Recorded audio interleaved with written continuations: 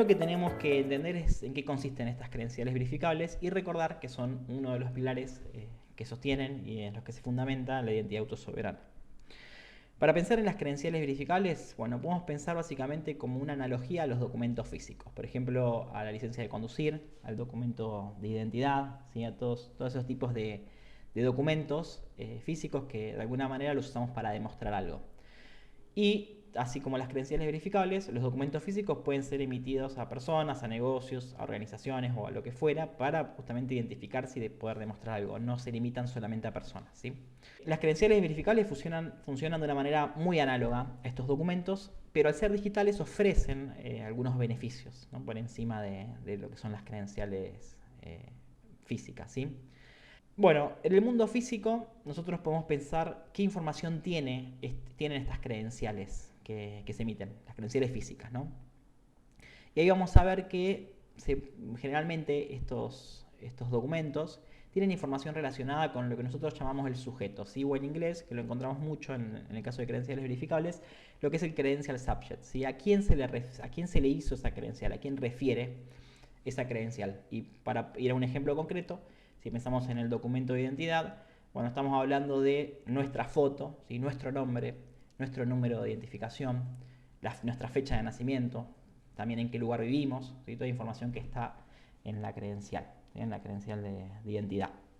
Después también tiene información relacionada con una autoridad emisora, ¿sí? Ya sea de alguna agencia nacional, algún organismo que certifique lo que está diciendo, ¿sí? que emite además esa credencial.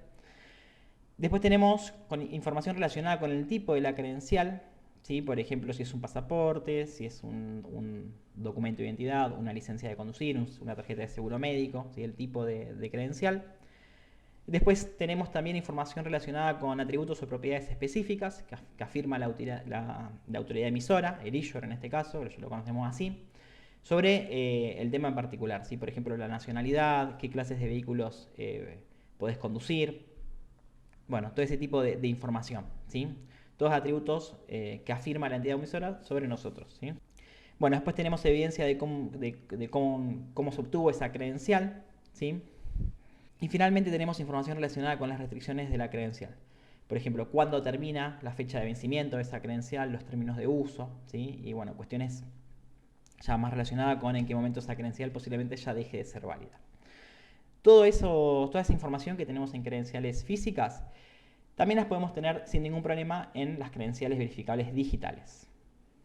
Bien, es importante entender también que una credencial verificable, si bien puede representar toda la misma información que representa una credencial física, el hecho de que sea verificable no implica necesariamente que sea cierta, ¿sí? Sino que simplemente esa información, en base a lo que dijo un verificador, la podemos tomar como verificada, ¿sí? No implica la veracidad de las afirmaciones que están en ella, ¿sí?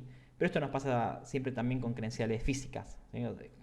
Que un plástico esté ahí y diga cosas sobre nosotros no quiere decir que esa información sea cierta, ¿sí? Pues, sin embargo, es responsabilidad del emisor incluir la evidencia de alguna manera para que toda esa información pueda ser además comprobada, ¿sí? Comprobar la veracidad.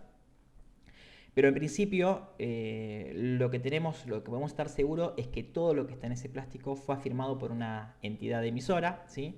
Y posiblemente a veces lo que necesitamos después es ver cuál es nuestra confianza respecto a esa entidad emisora. Si confiamos realmente en esa entidad emisora, porque lo que está ahí es lo que dijo esa entidad emisora, pero no sabemos si esa entidad emisora está diciendo la verdad, ¿sí? Obviamente, si nosotros confiamos en la entidad emisora, podemos asegurar o en gran parte confirmar y seguir trabajando como si eso que dijo es cierto, ¿sí? Ahí depende un poco también de cuánta confianza tenemos nosotros sobre el issuer, ¿sí? O sobre quién generó esta credencial.